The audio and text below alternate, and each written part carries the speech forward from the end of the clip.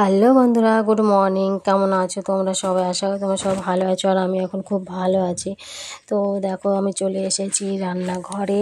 সব কাজ আমি কমপ্লিট করে নিয়েছি। সব কাজ কমপ্লিট করে আমি চলে এসেছি রান্নাঘরে।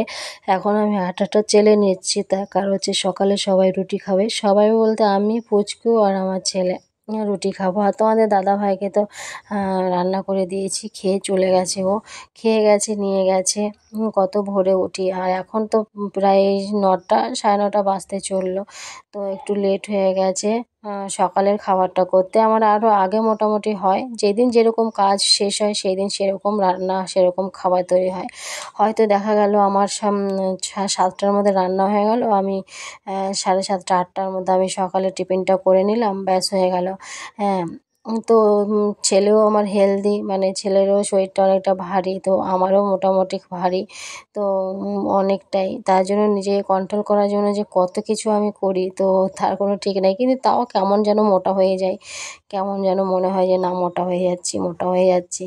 কত ডায়েট করি, কত ডায়েট করি, তাও কেমন যেন মোটা, মানে ভাত না খেয়ে রুটি খাই, কোনো দিন সারাদিনই ভাত খাই না, কোনো দিন রুটিই খেয়ে থাকি, কোনো দিন ভাত খাই। হয়তো একবার ভাত খেলাম আর সারাদিন ভাত খেলাম না, হয়তো রুটি খেয়ে থাকলাম, কিংবা ডালিয়া করে খেলাম। এই করে করে থাকি, তাও কিন্তু মানে ঠিক না, তাও কমে না। ভাবছি কমে না, কী করে কমবে। তো এই অনেক কিছু প্রবলেম হয়ে যাচ্ছে। আর শরীরে কি বলো তো, থাইরয়েড থাকলে আরও বেশি প্রবলেম। আমার তো থাইরয়েড আছে, তার জন্য থাইরয়েডের জন্য মাঝে মধ্যে খুব ব্যথা করে, পাগুলো উঠতে পারি না, পাগুলোকে নিয়ে মানে ব্যথা করে। কি করব, তাও করতে হয়। অনেক রকমই করে কাজগুলো শেষ করতে হয়। সারাদিনই চলে আমার, যেহেতু সারাদিনই কাজ করলে। এই যে সকালবেলা উঠেছি, সকাল থেকে উঠে যে চলছে, হাত পা দুটোই চলছে। তারপরে যখন রাত হবে তখন একটু স্টপ থাকবে, তাছাড়া সবসময় চলতে থাকে, এই হচ্ছে। তো যাই হোক, আমি আটা মেখে নিয়েছি, আমি এখন রুটি শুরুও করে দিয়েছি। রুটি আমার একটা হয়েও গেল, আর ওরা খুব তাড়া করছে, ওদের খুব খিদে পেয়েছে। তো একটু বেলা হয়েও গেল সকাল থেকে। আজকে সকালের খাবার 9টা, সাড়ে 9টা বেজে গেল। আর একটু আগে দিলে ভালো হয়। সকালের খাবার যত একটু তাড়াতাড়ি খাবে, তাহলে দুপুরেটা তো সেরকমভাবে খেলে শরীরে একটু লাগে ভালো আর কি। আমি যদি সকালের খাবার 12টায় খাই, আর 12টার খাবার যদি আমি 3টে 4টের সময় খাই, তাহলে হবে না। হ্যাঁ, সকালের খাবারটা একটু আগে খেতে হবে, চা খাওয়ার পরে। আমাদের যেহেতু ভোরবেলা ওঠা হয়, যারা ভোরবেলায় না ওঠে তাদের হয়তো একটু প্রবলেম হবে। সকালের চা খাবে 10টার সময়, আর ভাত খাবে, টিফিন খাবে 12টার সময়, আর ভাত খাবে 4টার সময়। সেরকম করলে হবে না, সব কিছু লিমিটে করতে হবে। অল্প খেতে হবে, কিন্তু লিমিটে খেতে হবে, টাইম টেবিল মেনে চলতে হবে, তাহলে সব কিছু ঠিক হবে। আজকে তোমাদের দাদাভাইকে সব কিছু টাইম টেবিল দিয়েছি বলে অনেকটা ফিট আছে। তো তোমাদের দাদাভাইকে সকালবেলা খেয়ে যায়, ও যদি রুটি করে দিই রুটি খেয়ে যায়, কিন্তু অত সকালবেলা আমার হয়ে ওঠে না, পারি না আমি। একদিকে ভাত, একদিকে আটা মাখা, একদিকে রুটি করা, একদিকে সবজি কাটা, এইটা হয় না একার ওপরে। তার জন্য ভাত অল্প করে খেয়ে যায় আর নিয়ে যায়। আর রাত্রেবেলা আসলে পরে আমি ঠান্ডা রুটি যে বিকেলবেলা বানিয়ে রাখলাম, সেই রুটিটা এসে আসবে, তারপর সেই রুটিটা দেবো, সেটা খায় না। ও আসার সঙ্গে সঙ্গে আমি গরম গরম রুটি করে দিই, তাতে 11টাই বাজুক আর 12টাই বাজুক, গরম গরম রুটি করে দেবো। সেই গরম গরম রুটিটাই ও খায়, খেয়ে নিয়ে এবারে 3টে রুটি খায়, তার জন্য গরম গরমই খায়, খেয়ে শুয়ে পড়ে। তারপরে এই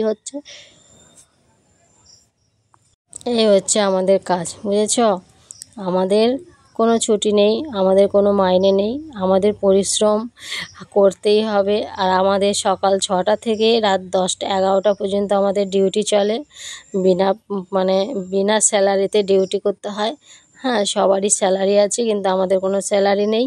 তো আমাদের শুধু হাত পা দুটোই কাজ নড়িয়ে খেতে হয়।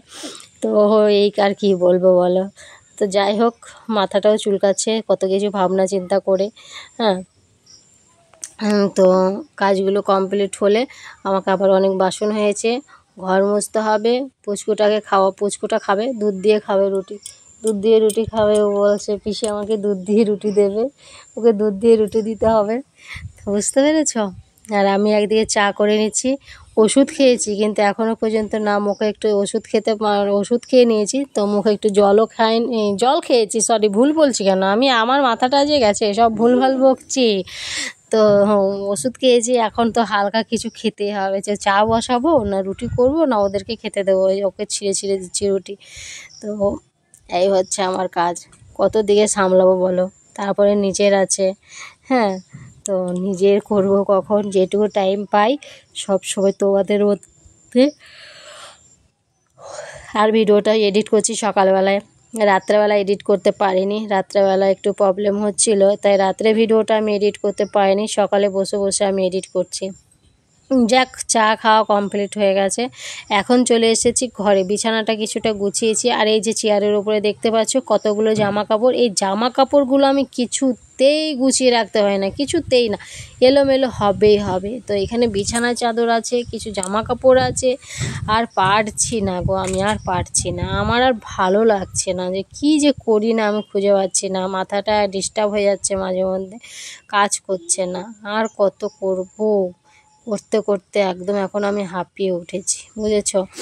তো এই যে বাইরের বিছানাগুলো নিয়ে এলাম, ঘরে ভাঁজ করে রাখবো। ছেলেটা যদি বাড়িতে ঘরে থাকে, ওকে যদি বলি বাবা বিছানাটা একটু তুলে দে, ও বলবে আমি টিউশনি আছে, এই আছে। আমি ওই জন্য ওকে বলি না, যেহেতু পড়াশোনার মধ্যে থাকে, টিউশনি থাকে, এই থাকে, ওই জন্য ওকে কোনো কাজের কথা বলা হয় না।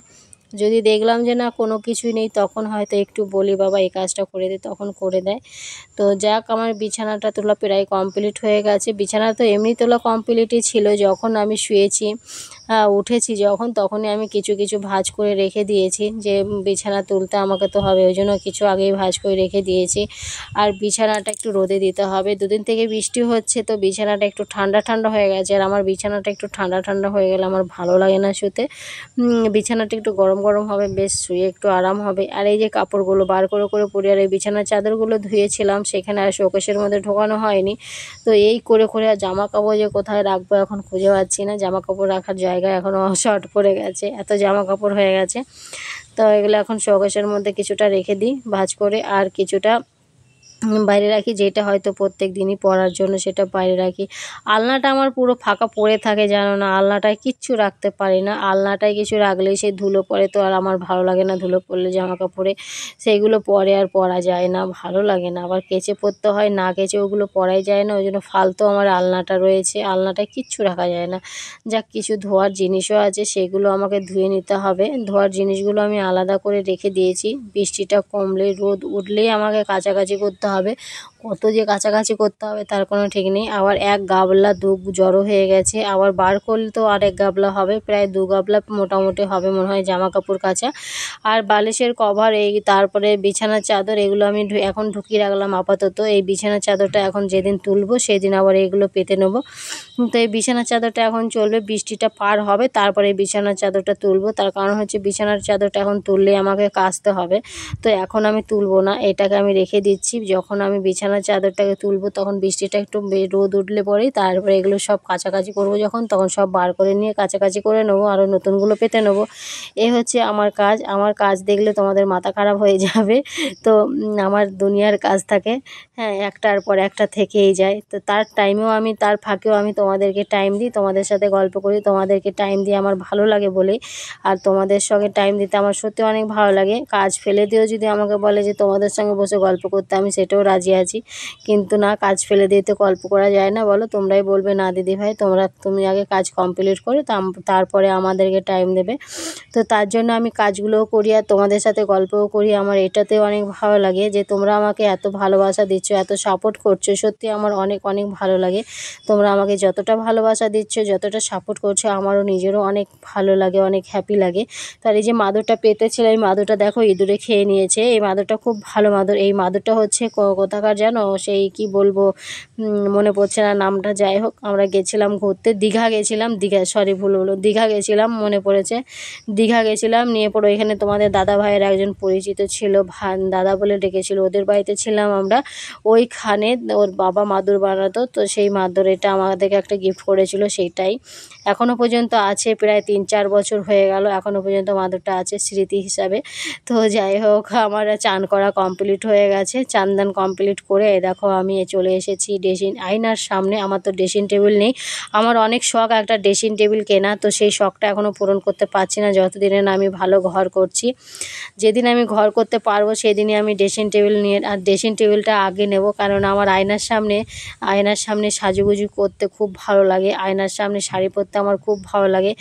তো কি করব বলো, ভাগ্যে নেই, আমার ভাগ্যে অনেক কিছুই মিসিং আছে, যেটা ওপর থেকে হয়তো তোমরা বুঝতে পারো না। দিদিভাই হাসি খুশি থাকে, তাই তোমরা দিদিভাইয়ের ভেতরে যে কতটা কষ্ট লুকিয়ে আছে সেটা হয়তো তোমরা জানতেই পারো না, আর বুঝতেও চাও না। তোমরা হয়তো ভাবছো দিদিভাই সবসময় হেসে খুশি আমাদের সঙ্গে থাকে বলে দিদিভাইয়ের মনে অনেক খুশি, অনেক শান্তি, কিন্তু না, মনের মধ্যে অনেক অনেক অশান্তি আমার, যেটা আমি তোমাদের কাউকে প্রকাশ করতে পারবো না। ওইটা ক্যামেরায় বন্দি থাক, ক্যামেরা বন্দি থাকাই ভালো।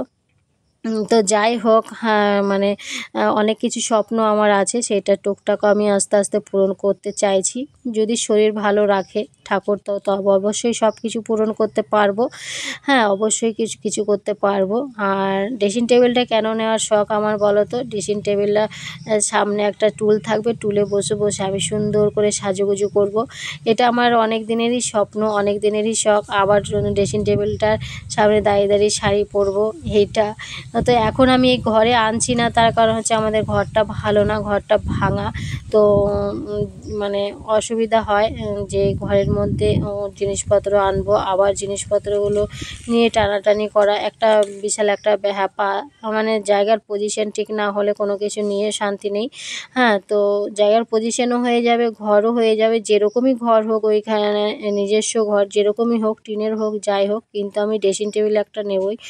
তো প্রথম গিয়েই তো আর পাকা বাড়ি হয় না, প্রথমে হয়তো ছোটোখাটো করতে হবে থাকার মতো, মাথা গোঁজার মতো, তারপরে হয়তো ভালো করে তারপরে করব। সেটা তোমাদের সাপোর্ট পেলে অবশ্যই হবে, তোমাদের সাপোর্ট আর তোমাদের ভালোবাসা পেলে অবশ্যই আমার স্বপ্নগুলো পূরণ করতে পারবো।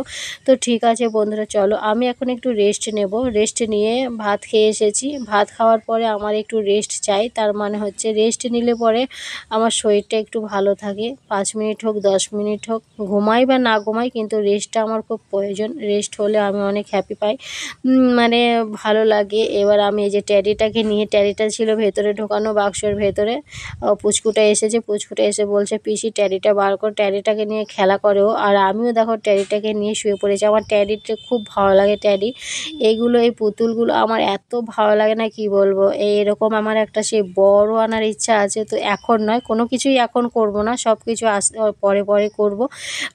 এখন আমি এটা নিয়ে এখন খেলা করছি। আগে তো আমি এটাকে নিয়ে শুয়ে থাকতাম, এটাকে আমার ভালো লাগতো, ট্যাডিটাকে একে নিয়ে শুয়ে থাকতাম। ওকে দেখো এখন পাপ্পি খেয়ে নিলাম অনেকগুলো, অনেক দিন খাওয়া হয়নি ওকে পাপ্পি, তাই আজকে আমি শুয়ে শুয়ে ওকে অনেকগুলো পাপ্পি খেয়ে নিলাম আর অনেক আদর করলাম। ওকে আদর করতেও আমার খুব ভালো লাগছিল। তো ঠিক আছে বন্ধুরা, চলো আসছি তারপরে, ঠিক আছে। তো ফাইনালি দেখো আমি চলে এসেছি, ঘুম থেকে উঠে একদমই হাতে মুখে জল দিয়ে, ঘর ঝাড় দিয়ে, বা বিকেলবেলা ঘর টর ঝাড় দিয়ে বাসন ধুয়ে চলে এসেছি রান্নাঘরে। এখন আমি চা খাবো, ছেলেকে জিজ্ঞাসা করছি চা খাবে কিনা, ছেলে বলছে খাবো না, কিন্তু পুচকু বলছে আমি চা খাবো। আর ছেলে নিয়ে এলো বাজার থেকে সিঙ্গারা, পুচকুটা সস দিয়ে সিঙ্গারা খাবে, আর ব্রেড নিয়ে এলো, ব্রেড দিয়ে সস দিয়ে খাবে বললো। আমি বললাম ঠিক আছে নিয়ে আসো। ও খিদে পেয়েছে বলছে পিসি আমার খিদে পেয়েছে, আমাকে এনে দাও। তো ও নিয়ে এলো, আর আমি এদিকে চা বসিয়েছি, চা খাবো। আর বিকেলবেলাটায় চা না খেয়ে ভালো লাগে না, তাও আর ঘুম থেকে ওঠার পরে তো চা না খেলে একদমই ভালো লাগে না।